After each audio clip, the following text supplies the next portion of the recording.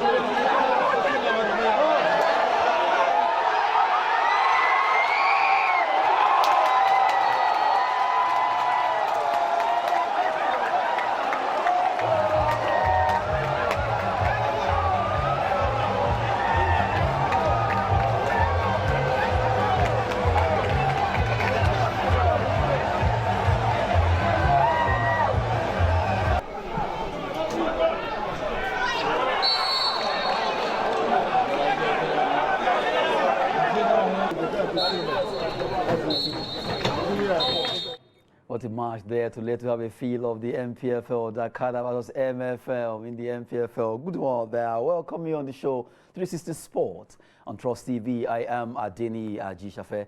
We just quickly run through some stories in the world of sport as we talk with Olawale Peters. Good to have you. Good evening, Adeni. Pleasure to be back. Good one there. We just saw that particular clip, even though it looks very funny, but at least that go.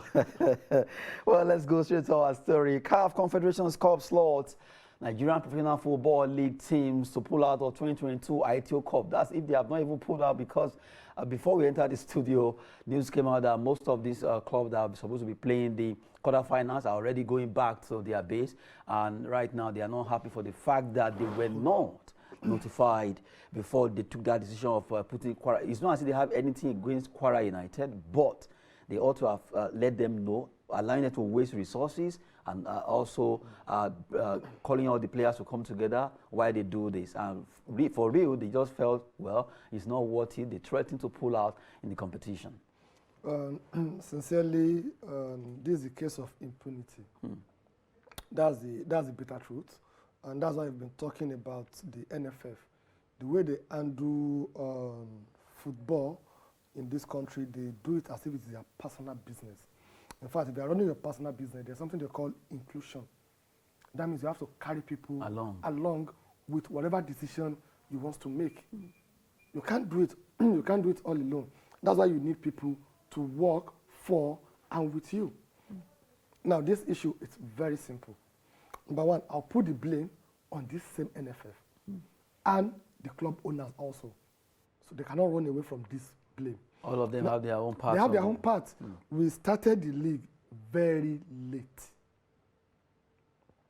And based on that, we couldn't run the FA Cup and the Nigerian Professional Football League simultaneously, the way we have it in Europe and the way we've been doing it in this country also.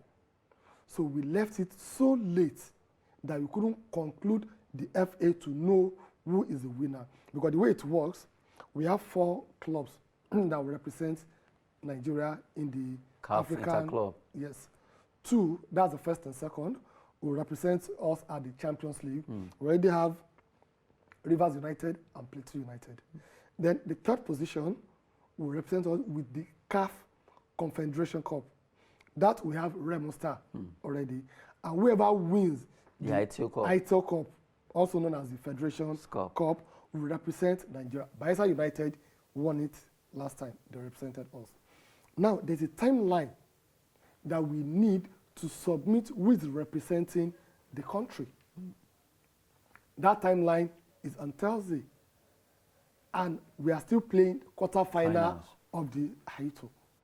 So that means we did not plan very well, and that has been our problem.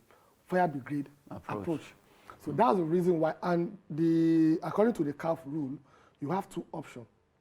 The first option is to use the winner of the last season, last competition, which is Bayelsa United, or you look at the team that garnered most points in your league that did not qualify to play in interclub competition. And that is the Kwara United. What they need to do is to call all the club owners and let them understand that, oh, these are the reason why we are choosing Kwara United. Not just take that Not decision. just taking that unilaterally. No, that's one problem we have with our leaders. Our leaders are fond of taking a decision that they don't even know the implication. Now, what's the implication of this? Most of the players and the club owners playing this Haito Cup, the motivation behind it is not to win the cup. It's to go for CAF Confederation. It's to go for CAF Confederation. Now, you now remove the motivation from the reason why they are doing it. And you're now expecting them to continue playing for what? And Kwara United, that they choose, I think they're already out from the competition. They were beaten by Wiki Tourist. Of course. 4-3, penalty shootout. So that will even pain them most. That even the Kwara United, you should have called them first. And inform them. These are the two options according to the CAF rule. Number one, the last winner, Bayelsa United. We can't pick them again because they've been there. Already done. Then the next option is to pick the team that have gathered most points in your league that have been concluded, but is not playing the club competition in Africa, which falls with Kwara United. So choosing Kwara United is not a problem, but the problem is the process they choose it. You know, you can't just dump a decision on people as if you've taken a decision and nothing will happen. It's kind of embarrassing the way things are done. So right now, what I think we need to do is to look at, okay, we've made a mistake. So what are we going to do to correct it? And they've been very quiet, and that's the problem. That is the problem. Now, let's look at the hero that all of us will normally look at. Before the beginning of the season, they will have their match schedule. In England, for example, they play the FA Cup, they play the Carling Cup, they play the Premier League, some of them play the Europa Champions League. And they all know the fixtures. They all know the fixtures. They do it week in, week out, midweek. Now that they are playing World Cup in Qatar, they've already made provision for when to go on break. The break that they normally have in December, during the Boxing Day, they're not having that again. So that is what we call about planning. Proper one. Proper planning, process, and structure. If you don't have this, take it or leave it. You cannot go anywhere, whatever you're doing. So that's the problem we have with our NFF. Sincerely, is their impunity that I can do anything and get away with it. That's the reason why they did this. And I will support the club owners. Let them pull out. Because now, sincerely, you actually said you have some blame for them too, for the club owners. Yes, their own blame is that from the beginning of the season, they're supposed to make sure that they have adequate planning. This is not the time for them to start crying foul. They knew from beginning that the winner of FA Cup or Haito Cup will be the one to represent the country. You are aware of the timeline that you need to submit the name of whoever is representing the country. So you kept quiet all this while. You didn't do anything.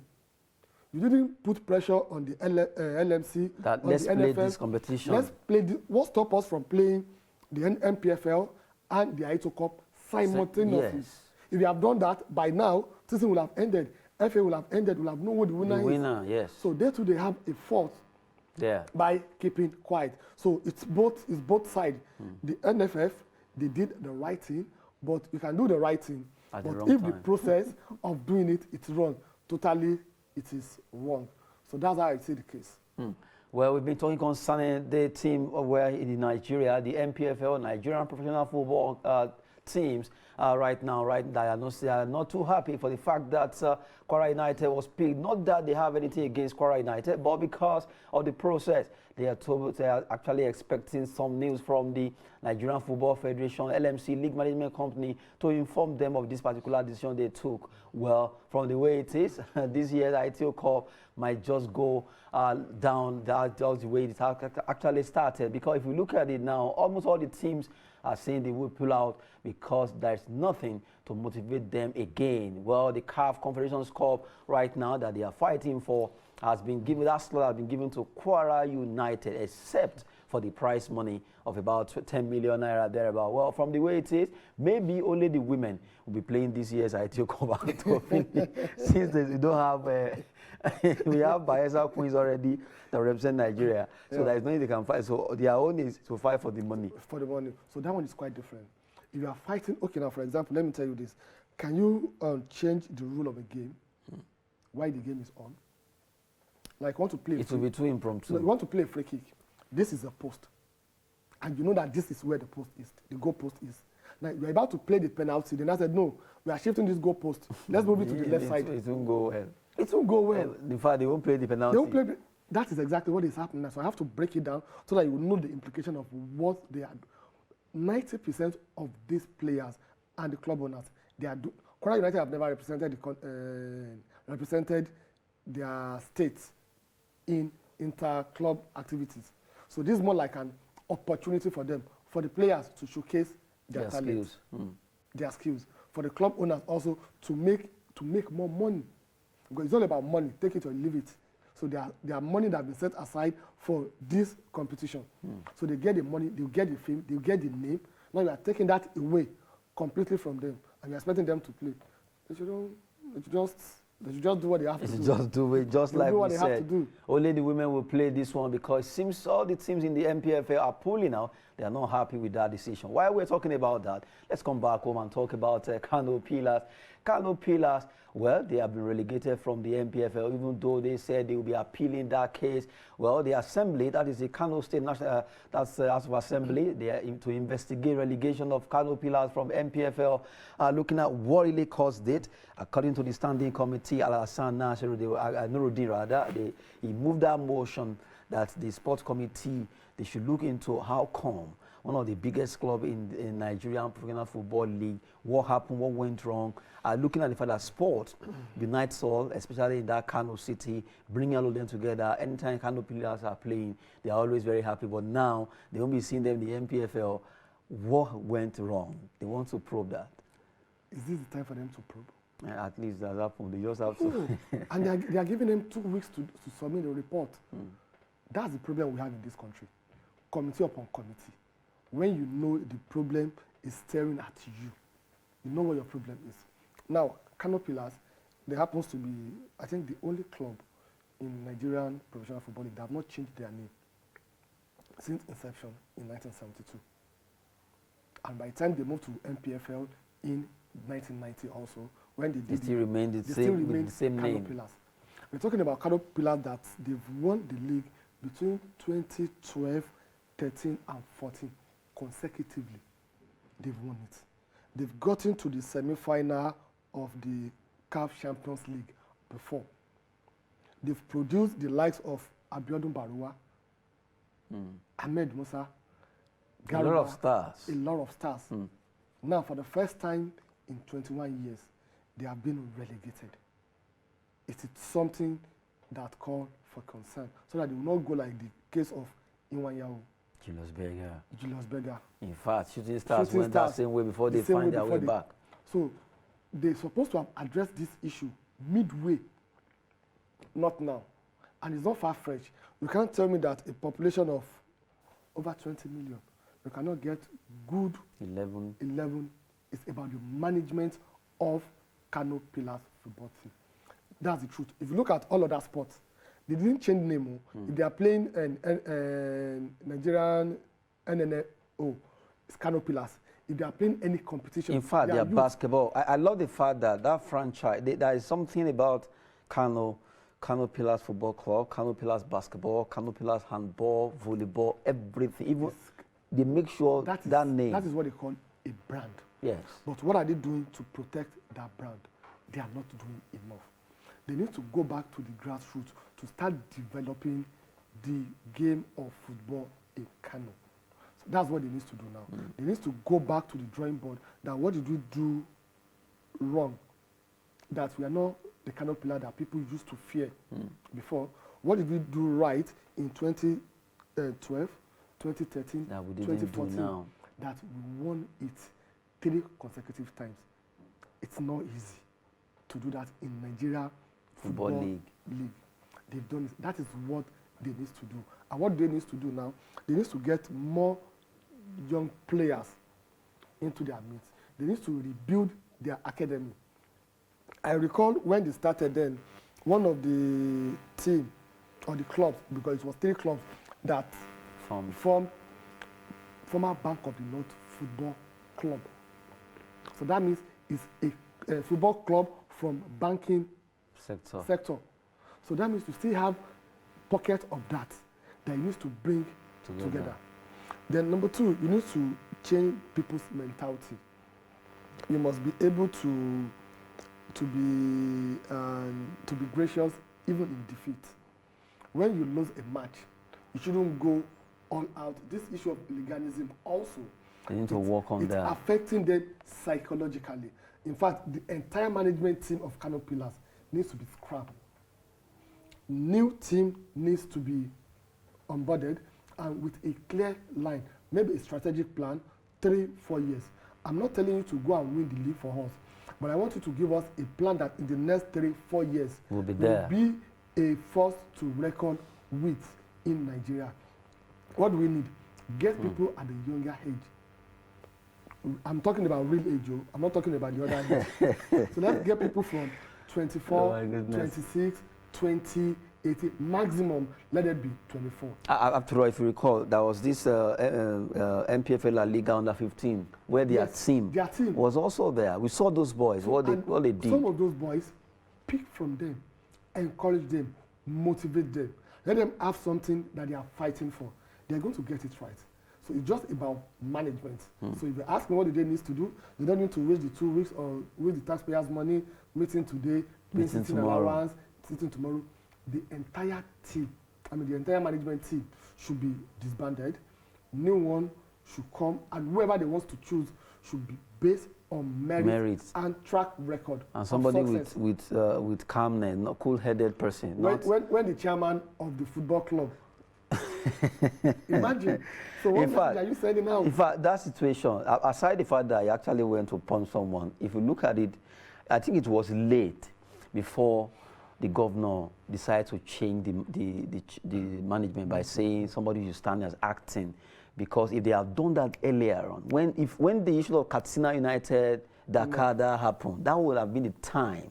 That should have been the time they should have tried to no vessel, will come on here, just remove him and maybe just find something, at least keep him away and let somebody that is more calm or more cool-headed that could run the affairs, because it's obvious that the pattern he was using affected the club. It's not working at all.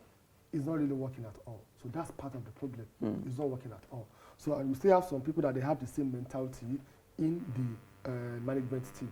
So all of them need to really step aside. I will not stop emphasizing the need for the NFF to look into privatization of most of these clubs. Sincerely. Let them even give it a trial for 2, 3, 4 years. And see if there will be improvement or there won't be improvement. Now, there's a Super League, African Super League. Yes, CAF. That is coming up. And do you know the amount of money that the winner will go with? 100 million pounds. That's a huge amount of money. That money can turn the whole MPFL around. If by the time they convert it to Naira. $100 million. That is the price amount for the winner. They pick Eyimba But tell me, do you think Anybody can NST can win it? And whoever wins that competition, it's like they've already empowered them. Of course. To do what? To do more and get prepared. And I'm sure the North African teams will do everything possible to make sure they win that. You know, people need to have this mentality that it is money that you use to make money. That's the truth. You can't say you don't want to spend and you want to get more. It doesn't work. So let the club owners, let the NFF have it in their own process that they allow part ownership, or they privatize all these clubs. Let private individuals that love sport, that will see sport as a business. Come in and see what is going to happen. That's what we have in Tunisia, we have in North Africa, Egypt, Algeria. That is what we have. South Africa, that is what we have. They run it privately. That is why they are winning, and they will continue to win and dominate the African competition. Well, he has just spoken there, talking about how business of sport should be run in Nigeria. We should see it as business, not just as a fun-filled sport. Well, from the way it is, we wait to see what's going to happen concerning that, what the House of Assembly in Kano State will be coming up after 2 weeks. By the time the committee is set up, will be coming up with their own report. Now, quickly, we run through some transfer story. Even though the league have started, there's still some players moving from one club to the other. Let's quickly run through 3 stories that we have. Chelsea to offer a world record fee for French centre-back Wesley Fofana from Leicester. Well, that world record, £85 million could be the amount, although they are still short of what Leicester is demanding for. Leicester are demanding for £95 million. And you have Inter Milan midfielder Marcelo Brozovic is Liverpool's #1 target as short-term reinforcement. They want him on loan to join them. Talking about Anfield, Liverpool really want the Inter Milan player to join them on loan. Now, the last one has to do with Manchester United keen on Bologna forward Marko Arnautovic. That's just the news that came up, and it's been going around for the past 1.5 days now concerning Marko Arnautovic from Austria, who right now plays for Bologna. They want to get him at the age of 33, and somebody said 33 plus 37, that's 70 at the front of Manchester United. At the front of Manchester United. I'm about to say that. I don't know the reason why Manchester United that needs to rebuild their team are always going for I've turned to Italian. The tired leg when it comes to their attackers. Italian style. Cavani, they did the same thing. See, Ronaldo is there, and they want to bring him also. Yes, we understand their situation is very, very worrisome. It's critical because the Sesko they are running after, Sesko wants to go to RB Leipzig, and the other player they wanted to, it seems all the players they want. One thing or the other is actually standing on the way of signing those players. So they just have to opt for whoever they can get. I think they shouldn't do that. They shouldn't do that, and especially if you are getting a player from Serie A to come to Premier League. We saw what happens to Lukaku. Despite the fact that he was formerly in England. So because he was formerly in England also before he went to Inter Milan. So I think what they need to do is to look within England. There's some key players. Now, what about Dennis Emmanuel? They can go for him. Why can't they go for him? So it's like their scout needs to do more. You have to look at people that already understand the game of the pattern and style of play in Premier League. Go for them. All these low-hanging fruits, pick them, get them, turn them to a star. Not that you should go for someone that is almost 33 years old. So now how many years again? What can he do? And Premiership, look at what happened to Koulibaly, first match against Chelsea. Against Everton. About 78 or 80 minutes, they have to substitute him because he gassed out. That is the pace of Premier League. If you don't have that strength, if you don't have that pace, you run for 90 minutes. Nothing will happen. And nothing will happen. So you understand that, and that is what they need to really look into. Then for fun that Chelsea, yes, are running after. They need a central defender, but Fofana, for that world record, I think it's being overpriced. That's the way I look at it. they can come and sign him at a lower price. Oh my goodness, that would be it. To come and sign him to play for Chelsea there. For Manchester United, hopefully they will get it right. From the way it is, things are not just going well, and they just have to get their groove back. We've been talking sport on 360 Sport on Trust TV with Olawale Peters. Thank you very much for coming on the show. It's my pleasure being with you, Adeniyi. Sport is always business and fitness, as we always say. I am Adeniyi Ajishafe. Thanks for watching.